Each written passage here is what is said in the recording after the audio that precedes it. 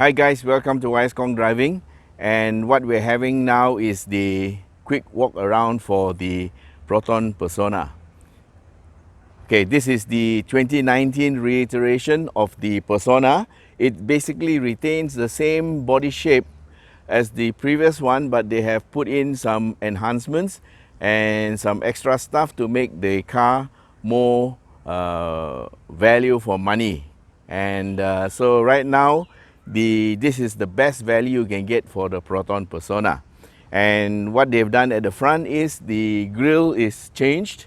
It now has the same infinite weave as in the X70, and then there's a chrome garnish that outlines the grille, and you also get daytime running lights, LED at the bottom, and along the sides you get a new wheel design, this 15-inch 195/55 series 15-inch, and of course disc brakes ventilated at the front, which is carried forward from the previous model. And of course the rear brakes are drum type. Okay, and over at the rear, what you will notice is at the bottom there is a chrome garnish for the rear diffuser, if you can call that a rear diffuser. And up here you get a little mini spoiler, that runs across the top. And here's the new signature of the Proton, which has the word Proton on the boot area, and this is supposed to be carried on for all Protons that are forthcoming. Alright, insofar as the engine is concerned, this is Proton's own 1.6 liter engine that was developed in Malaysia, and it gives you 107 horsepower or 109 PS and 150 Newton meters of torque. Now, connected to the engine and driving the front wheels is this CVT gearbox, and it has 7 virtual speeds. Okay, in terms of safety, you get that's the ABS pump, so this car has ABS. It also has traction control and electronic stability control, plus brake assist and electronic brake distribution. Also it has heel hold assist.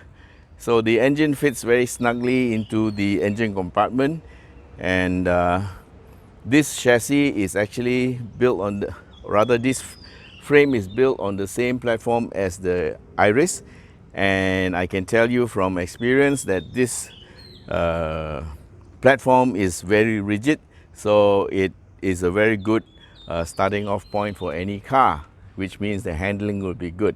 Now, under the bonnet for a car that's only 54,000, you get this one, which is the insulation, and this helps to deaden the noise from the engine, so that is a positive feature.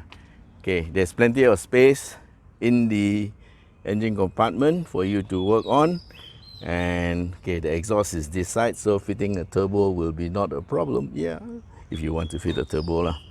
Alright, so much for the engine. Alright, let's take a look at the interior of the car. First thing off, we have keyless entry, and of course the push button start. Now, the point I want to make a note of is how the angle that the door opens. So as you can see, the door opens pretty wide, almost 90 degrees, so it's very easy to get in and out. And here is what the rear door is like too. So as you can see, the rear door opens to a very wide angle, and it's very easy to get in and out. So the seats are like half leather, Now I'm not sure whether these are real leather or not, but they look like leather, and it could be artificial leather, but the center part of the seat is fabric, so it makes a pretty good combination. Looks pretty neat. Okay, checking out the leg room. I'm sitting at the back, and the front seat is adjusted to my driving position. I'm average height, and there is a lot of leg room at the back. And of course, what they have also done is they have made the seat well recessed, so if you have very long legs, you can still have a little bit of extra knee room here. And of course, the seats are high, and you can actually put your feet under the seat, yeah, put your shoes under the seat, so you get that little bit more of leg room. All right, looking at the instrument panel, okay, that's the steering, and you get a 7-inch display.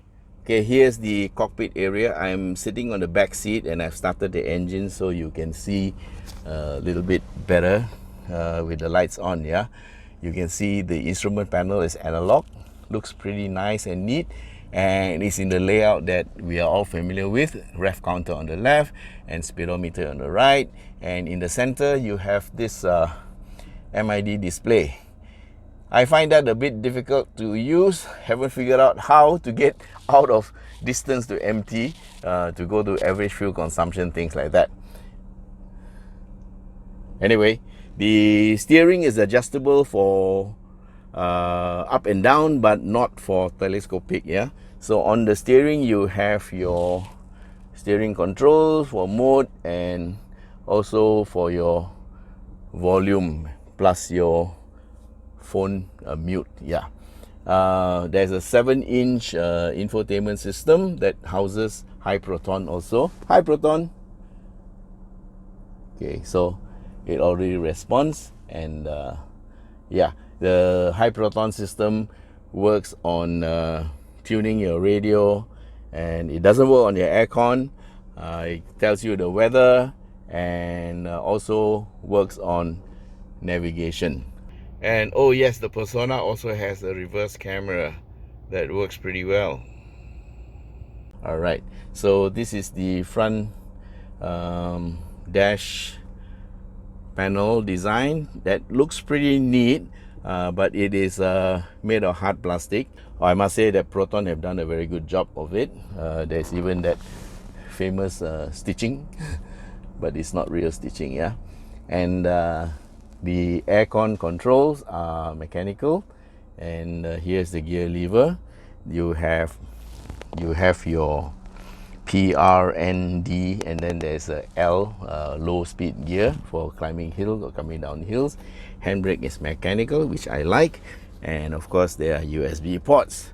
Now airbags, they have 1 and 2 on the steering. Then you have up there side curtains 3, and on the left is 4, and at the back 5 and 6. So there are 6 airbags. Yeah, and so interior looks pretty nice. Even down there, the glove compartment, they have 2-tone color, and I must say it's pretty well appointed for 54,000. Now this is the top of the range, 54,600 on the road price, and this is one of 4 variants. Okay, they have the manual, they have the standard CVT, then they have the executive CVT, and this is the premium CVT, and even comes with a Tapao hook. Very thoughtful. Okay, here's another feature which I want to show you. The rear seats are what you call, you can put the rear seat down. Yeah, both sides is 60-40, and you can use this feature if you need to carry more bulky stuff. So at the back, this is the boot, which is a pretty decent size. Okay, and I think you can put 2 large suitcases in here, and here is the spare tire. Good to have a spare tire. It's a space saver, and the neat appearance of the boot is quite good. Okay, not very much space underneath, but that's not so important because you only need to house the spare there. And most important is this area where you can put in more stuff. Yeah, so the boot is kind of standard, and that's it. Okay, Suspension for this car is McPherson struts in the front and torsion beam at the back.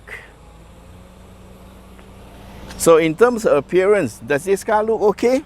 Yeah, it looks pretty much the same as the old Persona, and if you have no problem with that shape, then it's okay lah. I find this shape very standard. This is the shape all the cars in this B segment tend to look like.